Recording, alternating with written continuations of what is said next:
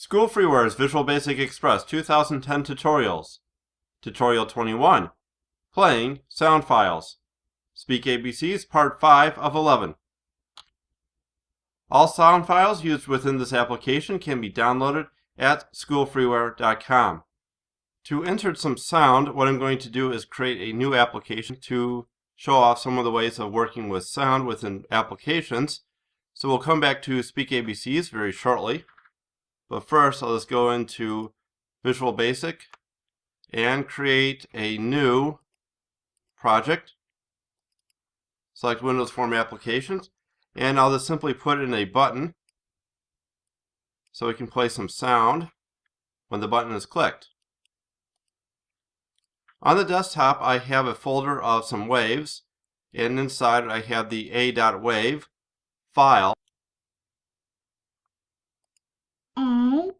And that's basically it. I'll right mouse click and go to Properties, and here we have the location of a.wave. So I'll just copy the location, go into Visual Basic, double click on the button, and put in the code to play the sound file. So I'll just call my.computer.audio.play, and then the location of the sound file, which would be the wave folder on the desktop, and then a.wave. Close parentheses, run, and the sound file plays. However, by hard coding this into the program, if I were to move the wave folder and then try to run, I would get an error because this location no longer holds a wave file. I'll stop this, and I'll pop the wave folder back on the desktop. Another way of working with sound file is to place them within the solution. So for example, here we have the solution, and I'll just open up the wave folder and drag a.wave into the project solution. I'll right mouse click on the wave, go to Properties, and set Copy Always. So here I no longer need the path. All I need is a.wave, which is the name of the file. Go ahead and run, and the file can play. This is fine in most cases. However, for SpeakABCs, we want the user to be able to overwrite the files, so therefore we have to use a relative location. To work with a relative location, first we need to find the startup path of the application we're using. So I don't need this Windows Application 1 anymore. I'll just go ahead and copy the wave folder and place the wave folder into the location where I am debugging the program. So in this case, it's My Documents, Visual Studio 2010, Projects, SpeakABCs, SpeakABCs subfolder, Bin, Debug, and on this right mouse click and paste the folder into the debug folder. So now we're all set to work with relative location within SpeakABCs. So go back to SpeakABCs, I'll go into the form, go get a button, drag it in,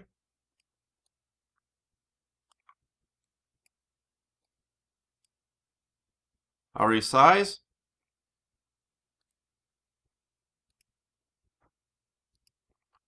go into the properties, I'll set the font to font size 20. Button 1 will become button song.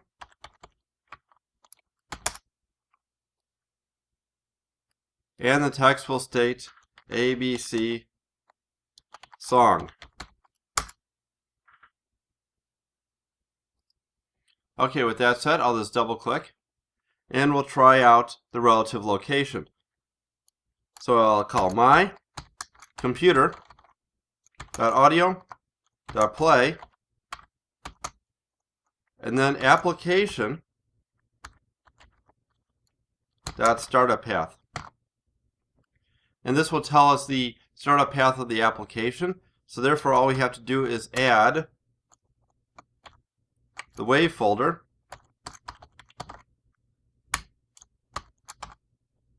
and then I want to play ABC song.wave. In this particular case, close parentheses, run. A, B, C, D, E, F, G. I close this down.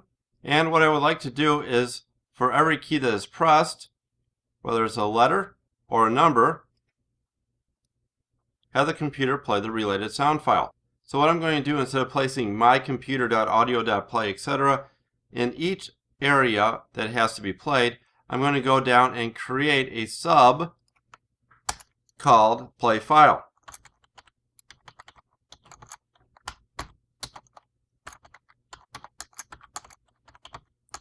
And I'll have a by reference called name, and I'll set that as string.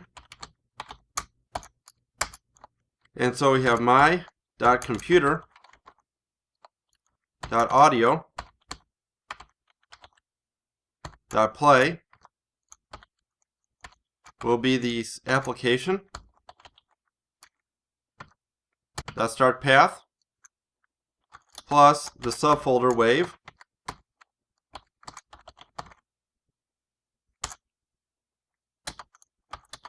plus the name, and then we have to add the file extension .wave to the name. That seems to be all set. So up here, wherever there's a key press, I can go ahead and tell the computer to play file and have it pass the E key car. So therefore, if the A is pressed on the keyboard, A will be sent down to play file,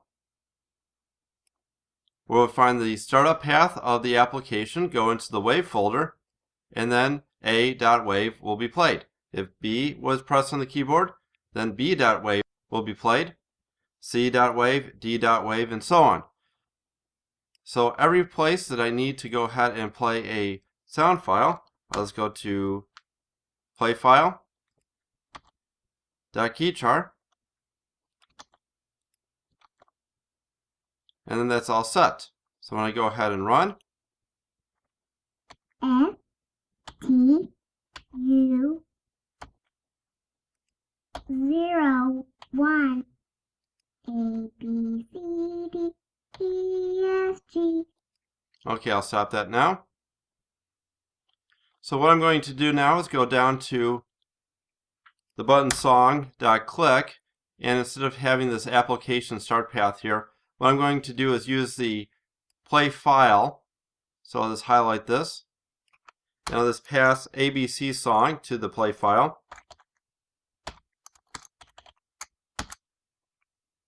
And remove .wave. So therefore we just have ABC song. Go ahead and run. Try it out. E, R, Try the numbers. 9, 7, A, B, C, D, E, F, G. Okay, I'll stop this. And there is relative locations for sound files.